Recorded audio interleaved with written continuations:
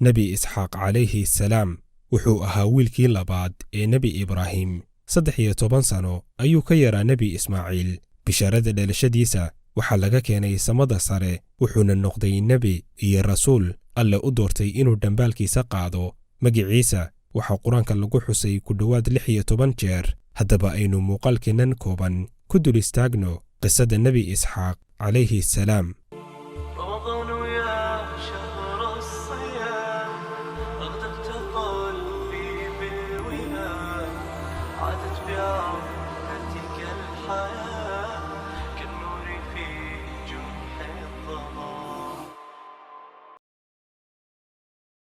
dhalashadiisu waxay ahayd bishaaro xagga alle ka timid. nebi isxaaq waxa uu dhashay aabbihii ibraahim calayhi salaam oo 100 sano jira. waxa uu dhashay xaaskiisii zaara oo iyadana markaasi da'deedu u ahayd 90 sano.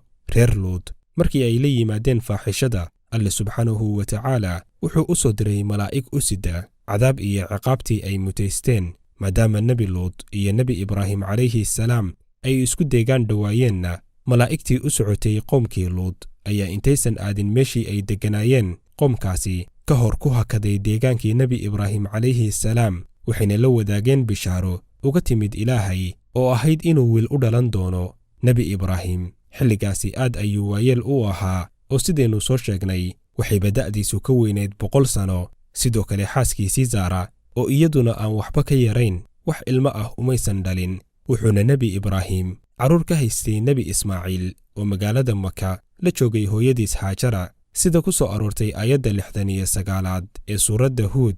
markii ay malaa'igtu u timid nebi ibraahim calayhi salaam, wuxuu mooday dad marti ah, wuxuuna u diyaariyey neef lo' ah oo la dubay. markuu arkay in aysan cunayn ayuu la yaabay oo ay cabsi gashay. kadibna waxay ku dhaheen habaqin, waxaan nahay malaa'ig loo soo diray qoomka nebi luud. xaaskiisii oo meesha ka dhowayd ayay ugu bishaareeyeen inay dhali doonto wiil lagu magacaabo isxaaq, kaasi oo isaguna dhali doona wiil kale oo la yidhaahdo yacquub. zaara oo 90 jir ahayd ayaa la yaabtay. markaasi ayay ku tidhi, ma aniga oo sidan waayeel shayb ah u ah ayaan wax dhalayaa? markaasi ayay malaa'igtii ugu jawaabeen, ma waxaad la yaabaysaa amarka alleh? waxay tidhi maya. kadibna malaa'igtii waxay u jihaysteen dhankaasi iyo deegaankii ay degganaayeen qoomkii nebi luud calayhi salaam. wakhti yar kadib xaaskii nebi ibraahim ee zaara uur ayay qaaday, waxayna dhashay isxaaq calayhi salaam iyada oo markaasi cimrigeeda ama da'deedu tahay 90 sano. sidaasi ayayna bishaaradii alle ugu timid nebi ibraahim calayhi salaam iyo xaaskiisa. dhalashada nebi isxaaqna waxay ahayd mid u timid sidii waxyigii alle, ayaana ka dhigay mid barakaysan oo caqli iyo garasho saaxiib u ah.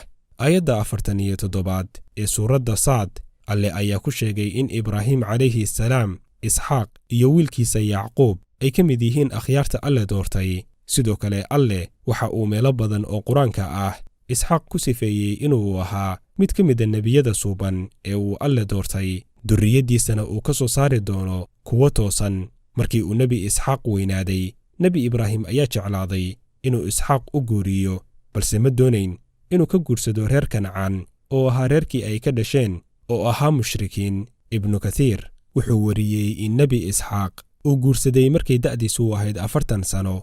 aabbihii nebi ibraahim calayhi salaam waa uu noolaa markaasi. wuxuu guursaday gabar lagu magacaabi jiray rifqa bintu yatu'iil. waxay ahayd xaaskiisu madhalays. markaasi ayuu u baryey ilaahay. waxay qaaday uur oo dhashay 2 wiil oo mataana ah.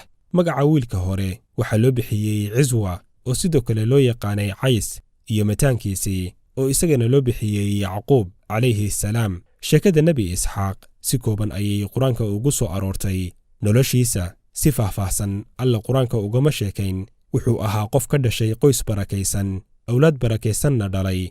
culimmada taariikhda ayaa meelaha qaar ku sheega in wiilkiisii ciswa ama cays uu guursaday gabadhii nebi ismaaciil. sidoo kale in ay ka farcameen dadka roomaanka ah ee markii dambe dhisay boqortooyadii faca weyneyd ee ruum, halka nebi yacquub durriyaddiisii ay ka mid noqdeen reer bani israa'iil oo ay ka soo baxeen nebiyo iyo rusul badan.